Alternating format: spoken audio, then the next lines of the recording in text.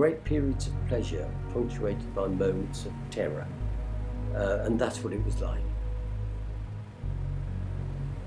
Every time is completely different, so probably unique in that respect. I mean, it is weird that you don't really have a choice in where you go as such. It's like you leave all of your daily hassles behind you. They're somewhere down there on the floor and you're floating away. From above, people look at things completely differently. You drive past things like all day, every day, in all your life, and then you see it from above and it looks completely different.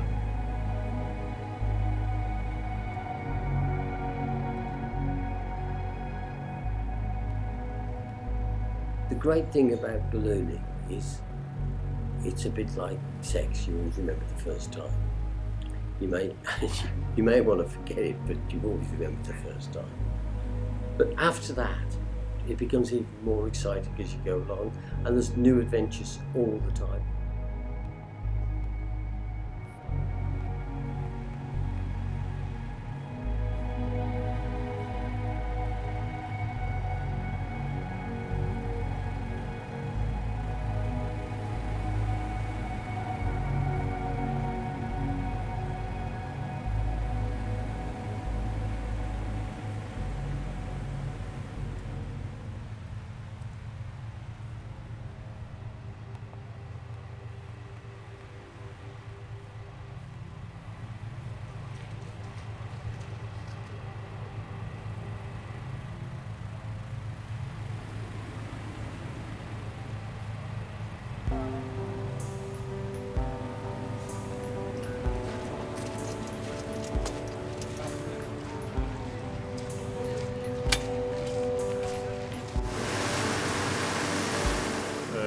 We were at 98, 99, and I was working in Bristol at our depot, and it was a Bristol Balloon Fiesta, and we had about 100 balloons go over the top of us, and I jokingly said to my father, we ought to have a company hot air balloon, expected him to say something that I can't repeat on camera, so not particularly interesting. What is interesting is the people that I've come with, and we've got Phil McSheen, who's been involved in ballooning forever, I think.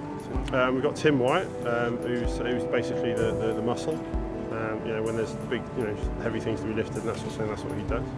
And John, who basically makes us laugh, keeps the spirit up all the time by his useful comments, as and when we need them. He rang me and said, "Phil, do you fancy coming to do some crewing?" And I said, "Yeah, what's that about, And they said, "I'll just pull a few ropes, driving the truck." And I said, "Yeah, just tell me what day, I'll be there." It came about that there was sort of a space on the team. I got invited out just to see how it was and see if I liked it, and it went from there. And then it's 4 years on, I'm still involved now. Well, we've been to various different festivals, but we've not been to this one before. And it's one of these things that we want to come to for a long time. And but we pinned it on the board this year, and here we are.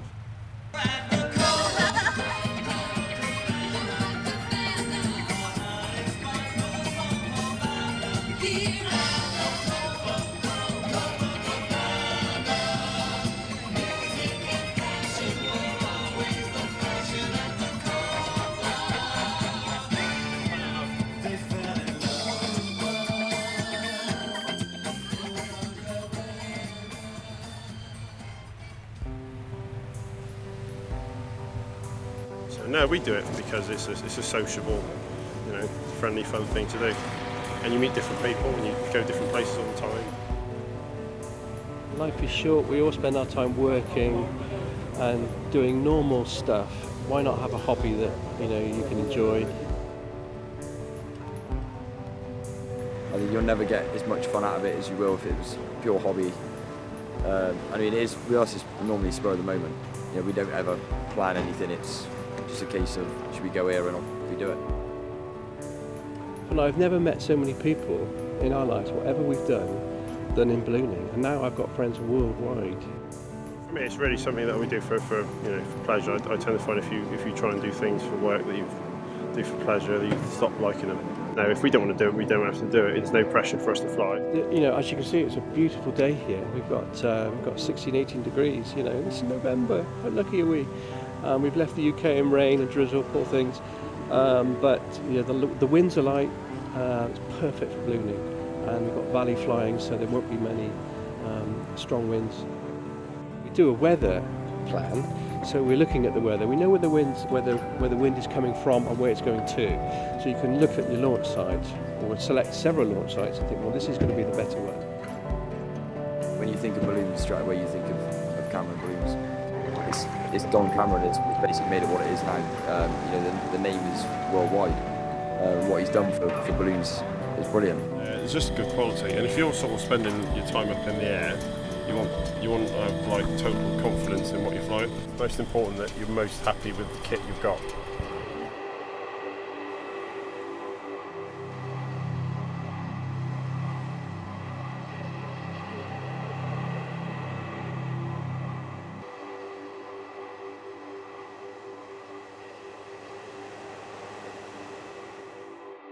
Don Cameron started the company in 1971, the Cameron Balloons Limited Company in Bristol.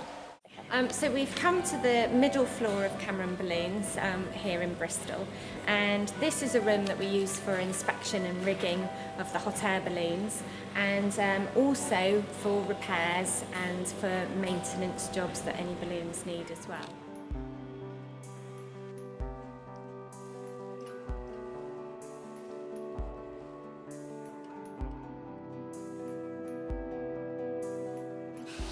So just preparing the fabric, so it's come up from cutting downstairs so that they can literally, when they're sewing, take the next one and they're good to go.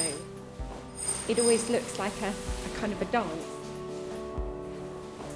All the fabric that we've seen all around the factory generally is cut here or on the cutting tables, and this one draws the fabric along on a vacuum bed and then cuts out the pieces that we need. In this case, it's a nice big rectangle of red that we're going to put on the round the world balloon. So actually, if you touch this fabric, it's going to go on the round the world balloon. So it's rather nice.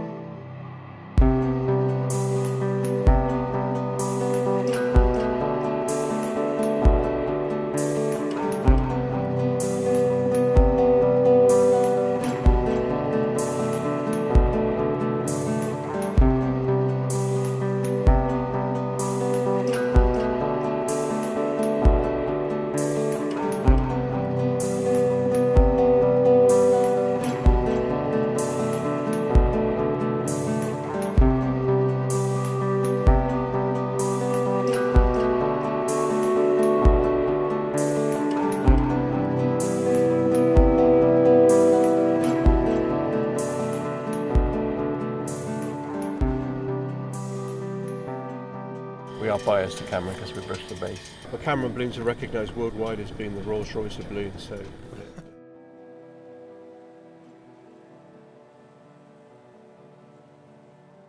So the guys here, they work on all the hardware, so they build up everything that isn't the envelope, if you like.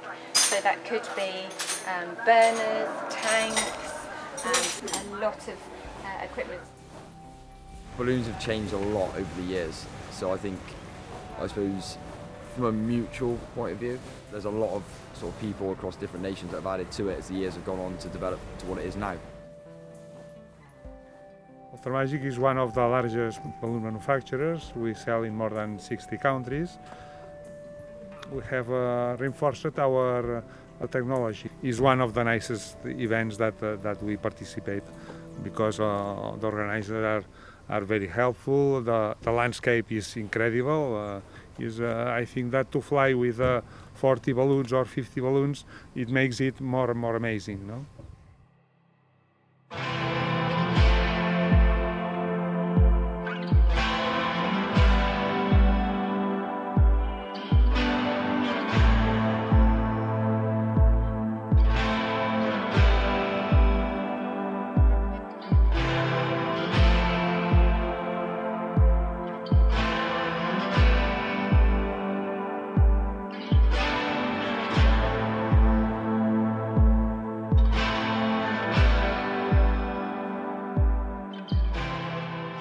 Phil to Chris, do you receive?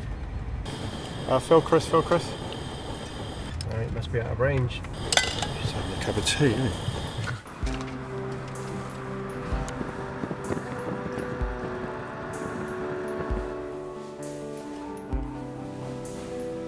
The smoke's actually going in that direction. So a lot of the balloons are carrying on to the next valley and they'll be landing over there. That might be the plan, who knows?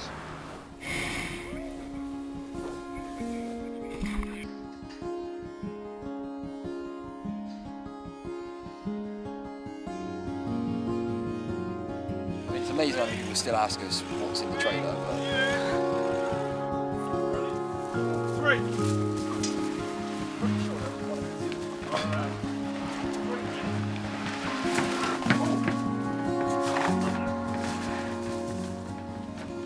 You'd think we've done it before, a few times. Look at the trailer. What's in the trailer? I think the picture gives it away a little bit. So if this was at home, we'd have to go and see the landowner, find the farmer, find out who owns this bit of land before we even drive on. Give them a bottle of whiskey or a bottle of wine.